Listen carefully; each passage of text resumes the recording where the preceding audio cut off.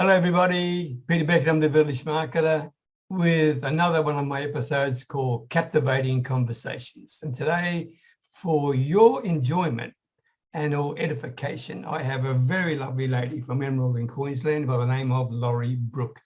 How are you, Lorrie? I'm really well, Peter. Hot, but well. How are you? I am fine, thank you. I'm fine.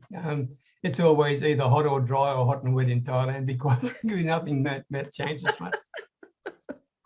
So with your permission, Lorrie, can I just share with the audience a few things about you or ask you some questions? Is that okay? Absolutely. Thank you. First of all, it's pretty obvious, right? Yep. What do you do, Lorrie? And why the heck do you do it? So to answer the first question, what do I do? I help couples who are just a little bit unhappy, who are either unhappy in their relationship or are unhappy with how their relationship is looking post-separation divorce. That comes especially in play when it's co-parenting issues. And I just help them to solve their disputes, get back on track and keep moving forward. And the reason I do that, Peter, is because at the end of the day, if I can help adults get over all of these issues, and if I can help adults to be adults again, as opposed to focusing on the issues and focusing on the fight, then that's going to help their children. And the impact that that will have for their children, both in their relationship with mum and dad or whoever it might be, but also growing up and seeing that there are other ways to resolve conflict, that we don't have to have all of those personal feelings involved with it all the time, and we can step back and we can make decisions and we can put feelings to the side and focus on the issue and come up with a solution. Wow. And I get, because often within the relationship challenges, I mean, children are a really major issue when you think about it, okay? And it's not just the children or the impact on the children, but also the impact on the parents regarding the children, okay? Absolutely. And as parents, like, we always think we're doing the best for our kids. Yeah. We genuinely believe that what we think is the right way. But there's so many personal biases that we bring into that sometimes we just need help taking a step back. Right. Maybe we're too close to the action. We can't see any alternatives. Yep. That's exactly it. Right. What's the saying? Can't see the forest for the trees. Yeah. Okay. Thanks, Lorrie. Tell me, what got you started into this? Because obviously you'd be having some extremely emotional conversations if I'm correct in thinking about those things. But so what got you started into this? So back in the days, I used to practice family law, and I did work both representing mums, dads, grandparents, aunts, uncles. I did work representing the kids in the disputes as well. And there was this one matter that it just really sticks with me, in that there was these two parents at a changeover, and their child was still young enough that they were in a pram or stroller. Right. But the parents were so embroiled in conflict that they had a book that they'd used to pass between each other to tell each other what had happened. You know, when little Johnny was with them, this is what he did on the weekend. This is what he ate. This is how often he slept. And there was an argument over this book. And the two of them were ripping this book in the presence of this little kid. And when my client came and spoke to me about it and, excuse me, was telling me about how emotional the child was, and the child was screaming and crying and upset, I just sat there and I thought, there has to be a better way. Like, both of them at that particular point in time were not thinking about their child to do that. Absolutely not. And if they can't in that point focus on their child, then when can they? You know, you've got to be able to stop acting like a child and start realizing that the issue is so much bigger than you and the impact that it has. And that's where it all started for me, to think there has to be a different way. Court doesn't have to be the answer to people's problems, and it's needed. I'm not saying that the court process is not warranted for some families when there's, that real issue of safety at risk. And of course it's needed. Of course we need that system in place. But when we're talking about people who just need help, to remember that they have to be parents and they can't just hate the other person for the fact that they left the relationship or they did something to hurt them. Yeah, I'll come back to that in a minute, but you made a comment which is interesting, and that is that they should stop acting like a child, all right? That would be a heck of a challenge in your situation. How do you actually get that across without antagonizing the situation even more? It doesn't happen unless they've got insight. Unless they want to change, unless they're willing to be the difference in the relationship, then it's not going to happen naturally. And it's one of those things that when you've got somebody who you're working with who is that way inclined but doesn't see the problem, it's just planting the seed continuously. And it could be done by different comments. It could be done by the way that you interact, the way that I show up to that relationship. Because relationships, when we talk about it, we've got to remember that, it's not just a personal romantic relationship. You and I having a chat here today, Peter, that's a relationship that we have that, we work on, and it's the same for everyone.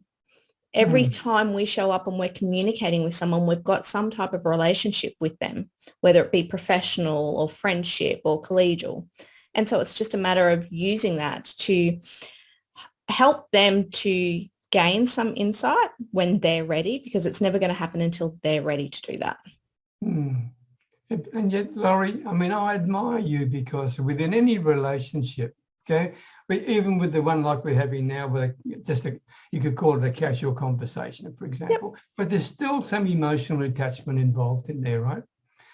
But when you're talking with your potential clients or existing clients, how much of a challenge is it for you to remain sort of different from getting wild, rolled up within the emotions itself, because it would be so easy to do that, right? Oh, absolutely. Everyone has the ability to push somebody else's buttons. Absolutely. But I think it also comes with doing this work that you realize when your buttons are being pushed and being aware that you can't react, because it's not going to help the situation, is it, Peter? Like, I can get off the call and then let it come out. But when you're doing the work, it's not, if I react to it, it's not going to help. And if that's the case, then what benefit am I to those children? Yeah. So that's a real skill you have, because many people couldn't do that. Okay, because they would just get wrapped up in the emotion at the moment. Okay, and that often happens when you maybe have a couple who are having a challenge, talking to a friend to try and solve their problem out, and the friend gets involved emotionally, makes the situation worse, more than likely, even though they're trying to do the right thing. Is that right? Yep, very much so. Yeah, very much that's so. Why they need a person like you who could stand objectively but still be caring with them. Yep. And to call a spade, because as much as you need to be objective and you need to be empathetic and you need to listen and care, you also need to be able to call people out and say, well, hang on, let's think about this through. And often it is just about reality testing what they're coming up with and go, that's a great proposal, but let's think about the practicalities of this. How does it actually work on a day-to-day basis?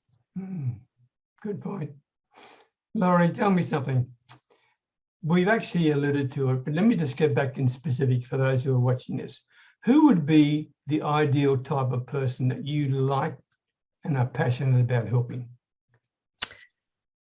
A mother or father who want to change the way that they're turning up in their relationship. Somebody who wants to be the difference, who wants to set a better example for how they face challenging situations to their children. Tell me more. So we all, as a matter of course of day-to-day life, we all come across challenging situations that we have to overcome. Mhm. And our children sit by, and whether we realize it or not, they're watching us. For better or worse, they'll pick up on all the things that we do, on all the words that we say. Like you just think about how many times you drop something and you swear and then your child calls you out on it. Mum, you said a bad word. Dad, you said a bad word. And then at the end of the day, we can go, yep, we did that. And we can try and be better next time. And that's the insight, is that we want to do better next time. And as a parent, if you're willing to go, you know what, I've still got some learning, I've still got some developing and growing to do. And I want to show my child that this doesn't stop. You know, you always have to work on yourself. You always need to make that decision that tomorrow I'm going to try and be better than what I was today. That's the person that I want to work with. Wow, Lorrie, you know, you're an invaluable resource. There's no doubt about that, because in this day and age of, well, it's dangerous times we're living in when you think about it, right?